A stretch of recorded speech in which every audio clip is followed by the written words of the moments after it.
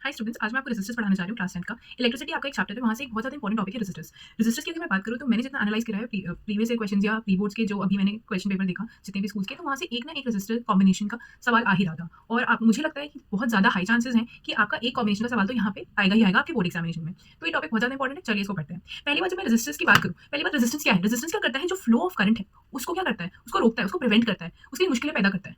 समझ आया?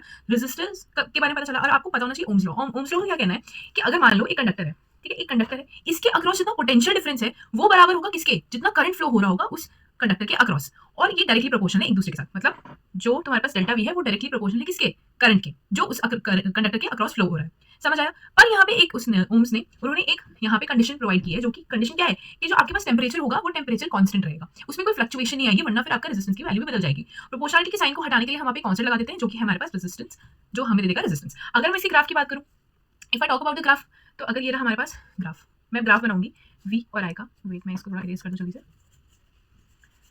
चलो, मैं अगर यहाँ पे इसका ग्राफ बनाऊं तो ग्राफ क्या आएगा? लीनियर ग्राफ आएगा। क्या आएगा? Linear graph. अगर मैं वी आई का ग्राफ बना रही हूँ तो यहाँ क्या आएगा? इसका जो स्लोप है वो मुझे क्या दे देगा? इसका स्लोप मुझे दे देगा रेजिस्टेंस की वैल्यू दे देगा। समझ आया? मैं स्लोप स्लोप क्या होता है? देखो, किसी भी स्लोप क्या होता है कि जो आपके पास वाई एक्सिस पे है, ठीक है, जो वैल्यू आपके पास वाई एक्सिस पे है और जो वैल्यू आपके पास एक्स एक्सिस पे है। तो यहाँ पे क्या आ गया मेरे पास? वी बाई आ गया, आई आ गया। वी बाई आई मुझे क्या दे देगा? रेजिस्टेंस की वैल्यू दे देगा। पर यहाँ पे एक और सवाल आपसे पूछा जा सकता है। देखो, ये तो रहा वी आई कर्व, वी आई का ग्राफ है। पर कभी कभी क्या करता है ना, कंफ्यूजन क्रिएट करने के लिए, कि वो दे देते हैं आई और वो देते हैं वी, और पूछ लेंगे अब इसकी स्लोप की वैल्यू क्या होगी, इसकी स्लोप की वैल्यू क्या होगी। और स्लोप, एक और याद रखना कि स्लोप का एक और फॉर्मूला होता है मेरे पास, tan थीटा। स्लोप की एक और वैल्यू होती है मेरे पास, tan थीटा। ठीक है, क्यों tan थीटा क्यों है? अब ये देखो, ये क्या है? परपेंडिकुलर की तरह ऐड कर रहा है, ये बेस की तरह ऐड कर रहा है। वाई बाई एक्स किया मैंने, परपेंडिकुलर बेस क्या होता है? tan थीटा ही होता है। तुम्हें यहाँ के थीटा की वैल्यू दे देगा, 30 दे देगा। तुम नहीं बता पाओगे रेजिस्टेंस के बारे में, तुम नहीं बता पाओगे रेजिस्टेंस के बारे में, तुम नहीं बता पाओगे करंट के बारे में। इतना तो मैथ्स में हमने पढ़ ही लिया है ना। और देखो, सेकंड सिचुएशन में वो क्या हमें दे सकते हैं? सेकंड सिचुएशन में वो हमें क्या दे सकते हैं?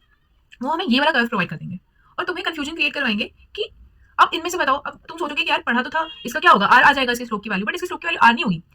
आई बाई वी का क्या मतलब होगा? 1 बाय आर होगा ना। अगर मैं वाई एक्सिस पे जो वैल्यू है अपॉन में एक्स एक्सिस पे जो वैल्यू है, इसको देखो तो ये क्या होगा? 1 बाय आर होगा। तो ये डिफरेंसेस समझना बहुत जरूरी है। तुम्हें वी बाई आई का कर्व क्या देता है? It gives you resistance, it give you resistance. पर अगर मैं इसके स्लोप की बात करूंगी, if I talk about this slope, if I talk about this slope, तो यहाँ पे क्या दे रहा है मुझे? यहाँ पे मुझे 1 बाय आर देगा। तो आई और वी का कर्व मुझे क्या दे देता है? 1 बाय आर की वैल्यू दे देता है।